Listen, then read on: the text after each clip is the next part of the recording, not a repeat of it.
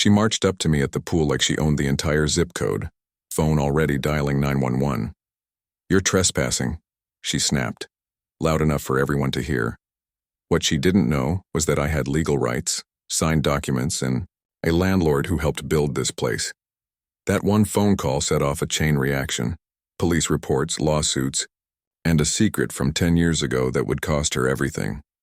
If you've ever seen a Karen crash and burn in real time, buckle up. This one takes the trophy. Even the police said, "This is the most satisfying HOA takedown I've ever seen." Where are you watching this from? Let me know in the comments below. I never thought moving to a quiet suburban neighborhood would turn me into some kind of community detective, but that's exactly what happened last summer. My name is Canyon Thorne, a 34-year-old freelance landscape architect who had just moved into a charming little house in Lakeview Estates. After weeks of unpacking, I was eager to explore the neighborhood amenities. The summer heat was brutal that year, and I had noticed a beautiful community pool just a short walk from my house. According to my rental agreement with Rowan Hale, my landlord, I had full access to the swimming pool. Even though the Sunny Creek Homeowners Association maintained it, there was a special arrangement from years ago. Rowan was an early investor in the development, and part of that deal included pool privileges for my property. On a particularly hot Saturday afternoon, I grabbed my towel and headed to the pool. It was moderately busy with families and sunbathers. I found an empty lounge chair, spread my towel, and was about to dive in when I felt a tap on my shoulder. I turned to see a woman in her early 50s, highlighted hair in an immaculate bob, designer sunglasses perched on her nose, dressed in a pastel tennis outfit that looked like it had never even seen a court. Her arms were crossed tightly, and her mouth was set in a thin, disapproving line. "Excuse me," she said, voice sharp and authoritative, the kind that immediately tells you you're dealing with someone who loves enforcing rules. "I'm Sienna Wren, president of the Sunny Creek HOA. May I ask where you live?" I smiled politely and extended my hand. "Hi, I'm Canyon Thorne. I just moved into the blue house on Pinehurst Lane in Lakeview Estates." Her smile vanished instantly. "Lakeview Estates? Then you're not a Sunny Creek resident. This pool is exclusively for Sunny Creek homeowners and their guests. You'll need to leave immediately." I was taken aback but kept my composure. "Actually," I said calmly, "there's a special arrangement for my property. My landlord explained that the house comes with pool privileges. It's in my rental agreement." Sienna's eyes narrowed. "I've been president of this HOA for 7 years. I can assure you there are no such special arrangements. I'll ask you once more to leave before I call security." I tried to explain again, but Sienna wasn't interested. She pulled out her phone and made a show of dialing. "Hello, yes. We have a trespasser at the Sunny Creek Community Pool who refuses to leave. I've already asked him politely. Rather than cause a scene, I gathered my things and left, feeling both embarrassed and irritated as several sunbathers watched the exchange. As I walked home, I couldn't shake the feeling that something wasn't right. Rowan had been very clear about the pool privileges when I signed the lease. I pulled out my rental agreement. There it was in black and white. "Tenant shall enjoy full access to the Sunny Creek Community Pool, as per the standing agreement between property owner and Sunny Creek HOA dated June 15, 2013. That was just the beginning. I had no idea that Sienna blocking me from the pool would ignite a battle she never wanted, and that I would uncover a secret she'd hidden for 10 years. The next day, I called Rowan to clarify the situation. He wasn't just surprised, he was angry. "Of course you have pool rights," he said firmly. "That agreement has been in place since Sunny Creek was first developed. I was one of the original investors. When I kept my house in Lakeview Estates, part of our arrangement was permanent pool access for my property. It's all legally documented." Rowan emailed me copies of the original agreement. The documents detailed the exact terms, complete with signatures from the original developers, and even from subsequent HOA presidents, including Sienna herself, 3 years ago, when the agreement was reviewed and reaffirmed. This wasn't a casual handshake. It was a legally binding covenant running with the property. Rowan explained Sienna had been trying to erase this agreement since she became president. She hated outsiders using her facilities, and was especially fixated on my house. I've had other tenants with similar issues, he said, but none as blatant as what you described. I reached out to an old college friend, Lyra Quinn, a real estate attorney. After reviewing the documents, Lyra confirmed the agreement was ironclad. This is a covenant running with the land, she explained. It's properly recorded with the county and acknowledged by every HOA board since. Sienna can't just ignore it. Her advice: write a formal letter citing the agreement, attach copies of the documentation, and keep it with me whenever I use the pool. If Sienna caused more trouble, I'd have solid legal grounds to push back. That evening, I met Janet Patel, my next-door neighbor. When I mentioned my run-in with Sienna, Janet rolled her eyes knowingly. "Consider yourself officially initiated," she said with a sympathetic smile. "Sienna's been on a power trip ever since she became HOA president. She even tried to find me over planting non-approved rose bushes in my own backyard, and I don't even live in Sunny Creek." Janet warned me that Sienna thought her HOA authority extended far beyond her actual jurisdiction. "You're not alone, but you might be the first with legal documentation to stand up to her." She also revealed that Sienna had been president of another HOA across town, but left amid rumors of financial improprieties, though nothing was ever proven. Walking back to my house, I felt more determined than ever. This was no longer just about the pool. It was about standing up to a bully who had ruled unchecked for too long. Armed with the paperwork, I was ready. What I didn't know was that Sienna had already planned her next move, one no one could have anticipated. Her calling the police was just the opening act in a battle that would expose the entire truth about this HOA. 3 days later, I returned to the pool. It was a quiet afternoon, with only a few people swimming. I barely laid out my towel when Sienna appeared, this time accompanied by a nervous man in his late 30s. "I thought I made myself clear," she said loudly. "This pool is for Sunny Creek residents only."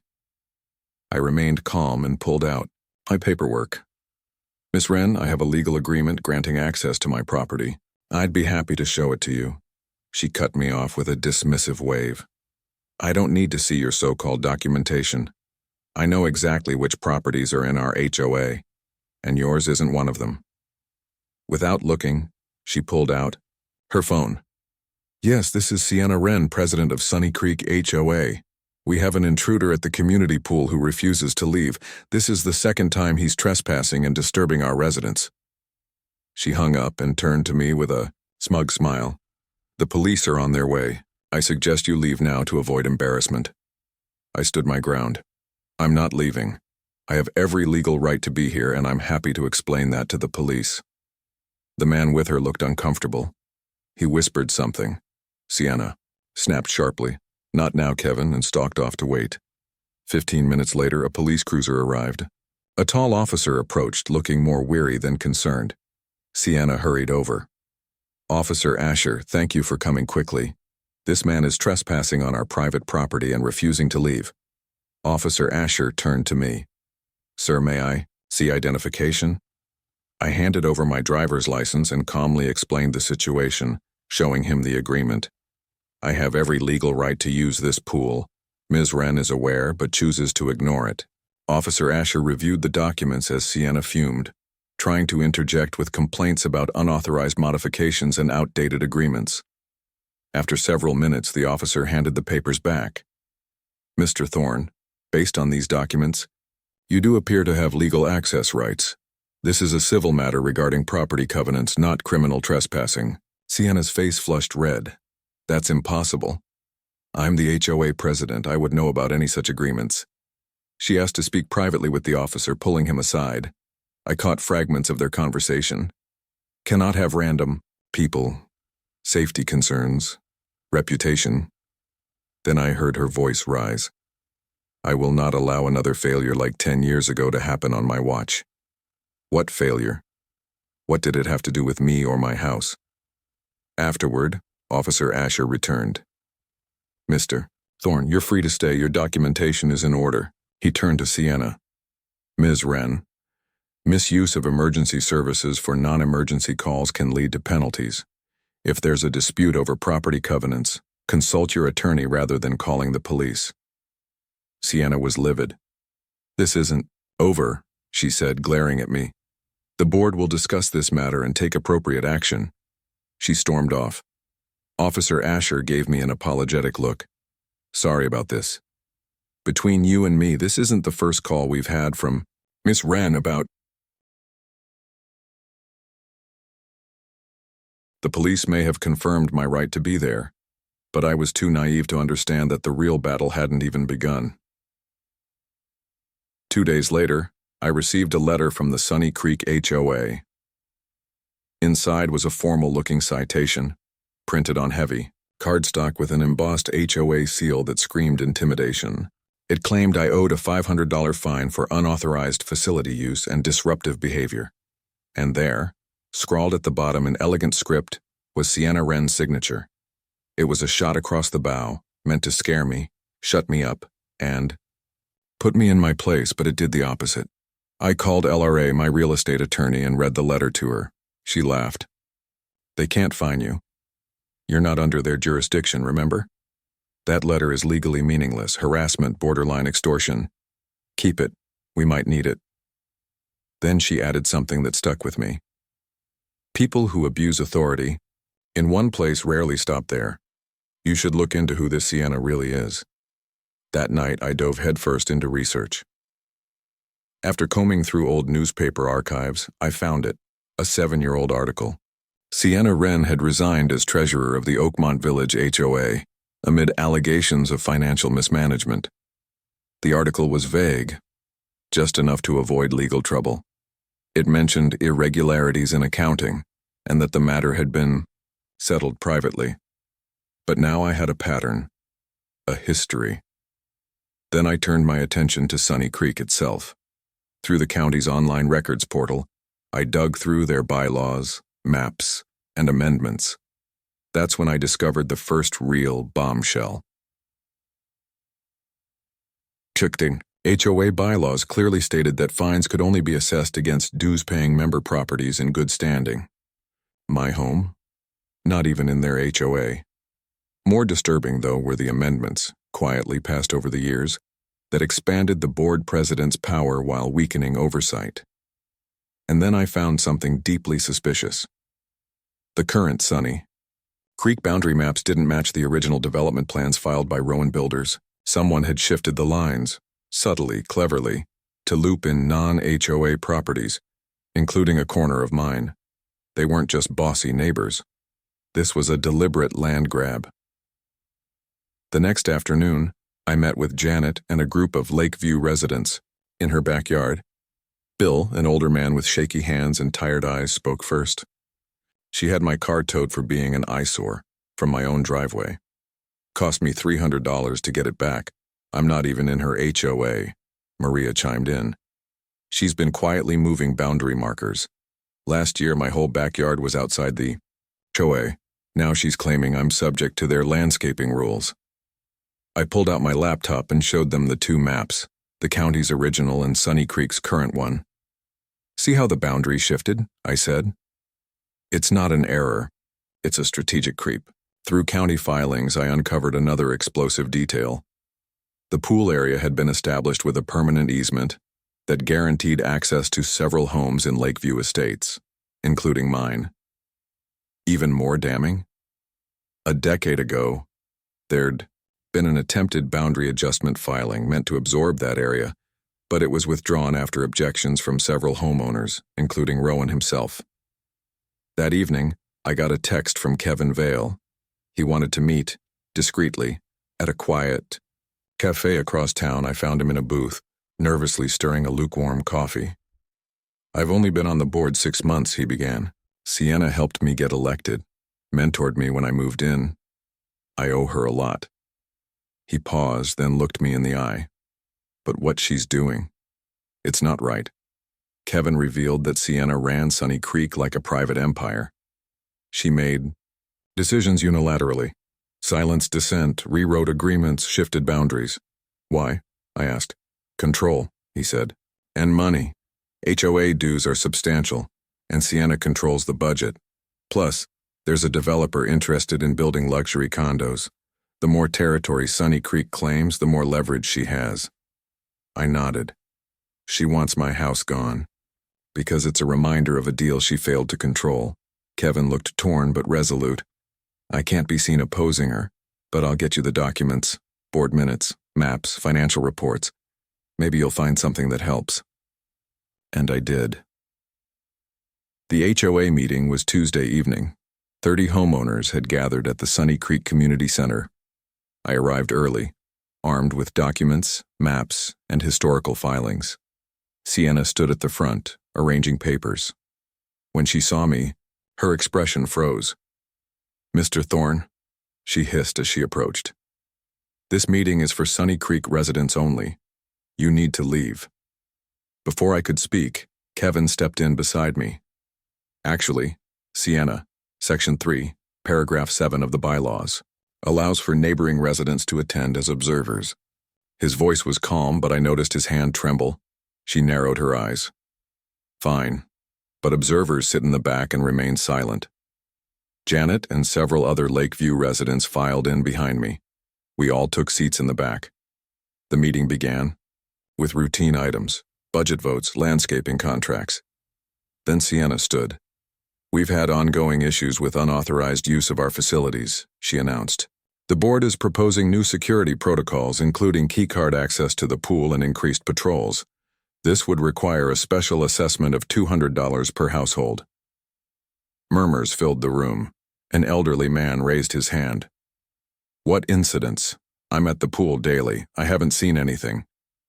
Sienna launched into a vague explanation about outsiders and liability, even referencing a police incident without naming me. When she finished, I raised my hand. She ignored me, until a few homeowners turned to look. "Yes, the gentleman. In the back?" she said through gritted teeth. I stood. "My name is Canyon Thorne. I believe I'm the incident Ms. Wren is referring to. I'd like to clarify a few points." "You're an observer," Sienna snapped. "You're not allowed to—" "I'd like to hear what he has to say," said a woman in the front row. Others nodded. Sienna's jaw clenched. "Fine. Briefly." I stepped forward. "I recently moved into a Lakeview Estates home with a legal easement for pool access. When I used it, Ms. Wren called the police. Officer Asher confirmed my legal right to be there. So do your own governing documents." I held up the signed agreements.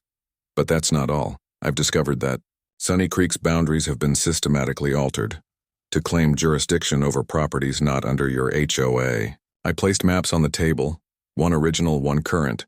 The shift was unmistakable. Whispers rippled across the room. "These maps show a pattern," I said. "A strategic encroachment over time." "These are baseless accusations," Sienna said coldly. "He's a trespasser." "No, he isn't," said a voice from the doorway. All heads turned. Rowan Hale, the original developer, stepped into the room. The easement on his property was part of his deed. I helped write it, and that original boundary map is correct. Kevin stood next. "I've reviewed the records. Mr. Thorne's documentation is valid. That access agreement was reauthorized by this board just 3 years ago. We all signed it, including you, Sienna." "What about the boundary shifts?" someone asked. "Have we been paying dues for properties that aren't even under HOA authority?" Sienna floundered. "These are complex legal matters, better discussed with an attorney present." "If they're so complex," I said, "then why were easement removals attempted 10 years ago without authorization? Why has enforcement money been used against non-member properties?" The room erupted. Homeowners gathered around the maps. Some demanded answers about spending. Others asked why Sienna had withheld key records. By the end of the meeting, the proposed $200 security measure was tabled indefinitely. A committee was formed to review all HOA boundaries and enforcement actions, and several homeowners, once loyal to Sienna, now questioned her leadership. As I walked out, Kevin caught up to me. "She's cornered," he said quietly. "And she knows it." I nodded, watching Sienna from across the parking lot, still clutching her folder of papers like a drowning woman gripping driftwood. She thought this was about a pool, but I was just getting started. Kevin Vale sat alone in his dimly lit home office. the glow of his screen casting long shadows across the walls. It was 3 a.m., and his index finger trembled as it hovered over the send button. On the screen was an email addressed to every Sunny Creek homeowner, subject line, "What you should know about your HOA funds." Attached were documents he'd wrestled with for weeks, financial records, payment trails, internal memos, all pointing to a quiet, calculated misuse of funds by none other than Sienna herself. Kevin exhaled, recalling the woman who had once mentored him, nominated him for the board, and welcomed him into her circle like a prized apprentice.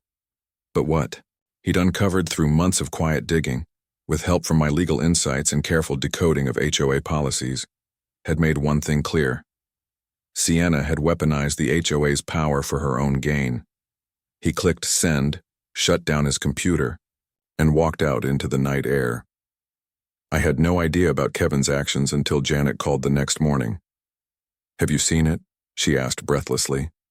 "The email, someone's blown the whistle on Sienna." Janet forwarded it to me immediately. What I read sent a jolt through my spine. Anonymous, but thorough. Over 5 years of financial data showed a pattern. HOA funds funneled into unnecessary improvements in Sienna's section of the neighborhood, while critical repairs elsewhere were perpetually delayed due to budgetary constraints. One line item revealed $60,000 allocated for landscape redesign on her cul-de-sac. Another, $15,000 for landscaping consultation, went directly to Summit Consulting Group, a company owned by her brother-in-law, who had no background in landscape architecture. But the most damning of all were the legal expenses. Sienna had authorized funds for legal consultations regarding general compliance. But in truth, the consultations focused on how the HOA might retroactively claim small parcels of property, including parts of Lakeview Estates, including mine. At the bottom of the email, the whistleblower had left a single sentence. "I have been complicit through my silence, and for that I apologize. I can no longer watch our community's trust be exploited." I knew it was Kevin. He hadn't signed his name, but I recognized the phrasing. We'd spoken often in vague hypotheticals. His questions about HOA law had become increasingly pointed. I'd helped him understand what patterns to look for, how to trace misappropriated funds, and which documents would serve as proof. Still, I hadn't expected him to make the leap. Not like this. By mid-afternoon, Sunny Creek was in chaos. Phones rang. Group chats exploded. Neighbors were shouting across yards. An emergency meeting was called. By 6:20 p.m., the community center was packed beyond capacity. I arrived with Janet and found a seat near the back, tension thick in the air. At the front sat Sienna, pale and rigid, flanked by 2 loyal board members. Kevin was nowhere in sight. As Sienna attempted to bring the meeting to order, she was instantly cut off by a barrage of accusations. "These documents were stolen and taken out of context," she said, voice shaky but defiant. "This is a smear campaign, an effort by outside interests to destabilize our community." She glanced toward me, eyes sharp with blame. "Mr. Thorne has opposed this board from the moment he arrived. Now it seems he's convinced someone to illegally leak private financial records." But the crowd wasn't buying it. A mother in the third row stood up. "Why was $60,000 spent on landscaping your street when our playground has been broken for 4 years? Another homeowner followed. "How do you explain $15,000 paid to a company owned by your brother-in-law, who doesn't even hold a landscaping license?" Each question hit harder than the last. Sienna's responses grew defensive, erratic. The first time her polished facade cracked. A motion was called. Suspend Sienna pending an independent audit. The vote was nearly unanimous. One by one, hands went up. Sienna's allies hesitated, then folded under the pressure. "This is outrageous," Sienna snapped. "I've given everything to this community. This is a witch hunt. I won't let anyone take this from me. It's all I have left." Her voice faltered as the room fell silent. An elderly woman in the front row tilted her head. "What do you mean all you have left? Like last time, Sienna?" That single phrase, last time, seemed to strike a nerve. Sienna's eyes widened. She'd said too much. Without another word, she snatched her purse, stormed out of the hall, and shouted over her shoulder, "You'll all hear from my attorney." 20 minutes later, I met Kevin behind the pool, just as his message had requested. He was pale, jittery, his voice barely above a whisper. "She knows," he said. "Not for sure, but she suspects." "You did the right thing," I told him. "The community deserved the truth." "There's something else," he said. "Something about your house, why she's been so fixated on it. It ties into what happened 10 years ago. Her biggest mistake. The thing she's been trying to bury ever since." I listened in silence. That evening, I invited Rowan and Lyra to dinner downtown. Over drinks and low conversation, the truth came out. "Sienna tried to buy my house," Rowan said. "Years ago. I'd listed it briefly and she made an offer, way below asking price. I declined. She didn't take it well. 2 years later, Rowan began receiving strange notices, paperwork, from the county indicating a boundary adjustment. Apparently, he'd sold a 15-foot strip of land behind his property to Sienna. He hadn't. The documents were falsified, with what appeared to be Rowan's signature. The adjusted parcel would have given Sienna's property access to a small, scenic pond, drastically increasing her home's value. But something didn't add up. The transaction had bypassed standard review procedures. The county employee who processed the filing, Jeremy Watts, now retired, and conveniently, the father-in-law of Sienna's cousin. Rowan caught the fraud when his tax documents reflected the change. He contested it immediately. The adjustment was reversed, but the county handled it administratively to avoid scandal. No criminal charges. Instead, a private resolution was drafted. She agreed to acknowledge the original property lines, Rowan said, and in exchange for not pressing criminal charges, she signed a perpetual access agreement for my pool. That's the agreement I've been using, I realized. Exactly. Sienna's attempts to block me weren't about HOA rules. They were about erasing the one piece of evidence that could expose her biggest failure. Kevin nodded solemnly as we explained the full story. She's been quietly scrubbing the HOA records, he added. Meeting minutes have vanished. Some were obviously edited, but I pulled the originals from our cloud backup. Records showing the resolution, the access rights, everything. Lyra tapped her fingers against the table. This goes beyond HOA, manipulation, falsifying legal documents to acquire land. That's real estate fraud. If she's been covering it up by altering HOA records, that could extend the statute of limitations. I exhaled slowly. My house wasn't just a home. It was the smoking gun, proof of Sienna's fraud. Her vendetta against me had never been personal. It was self-preservation. She was trying to rewrite history. We agreed to keep this information in reserve, our ace in the hole, to be played only if she forced our hand. What none of us anticipated was just how fast she'd do exactly that. 1 week later, I received a court summons. Sunny Creek Homeowners Association versus Canyon Thorn allegations, trespassing, property damage, unauthorized use of HOA facilities. Despite the board's overwhelming vote to suspend her, Sienna had filed the lawsuit as acting president, claiming the vote was procedurally invalid.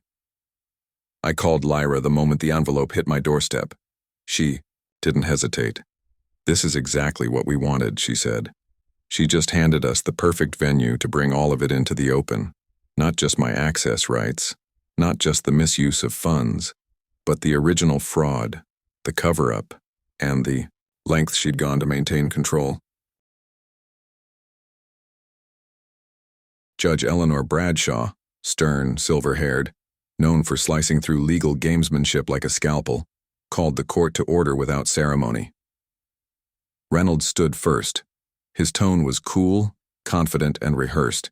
He painted me as a belligerent, outsider, someone who repeatedly trespassed despite warnings, someone who disrupted the peace and unity of Sunny Creek. He demanded a permanent injunction banning me from all HOA properties and facilities, plus damages. But when Lyra stood, The temperature in the room shifted.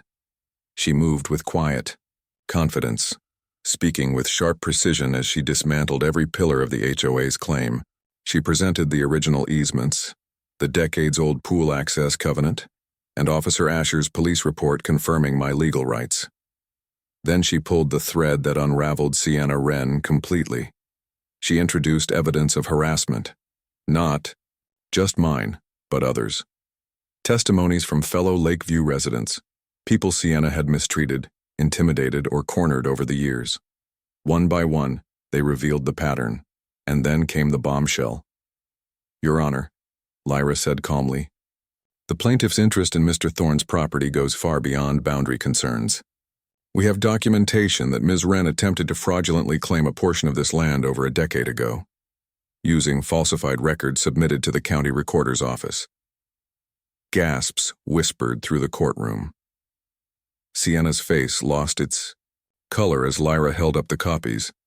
County investigation files, forged plats, and the 10-year-old settlement that had secured my pool access rights.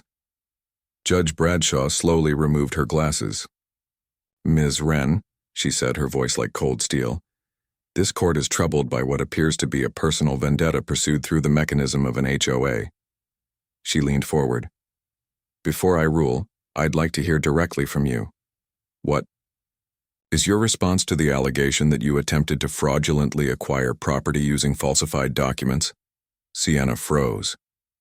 Her attorney stood, but the judge cut him off. "I'm asking Ms. Wren directly, Counselor," Sienna stammered. "Your Honor, those matters were resolved years ago. They have no bearing on the contrary," Judge Bradshaw snapped.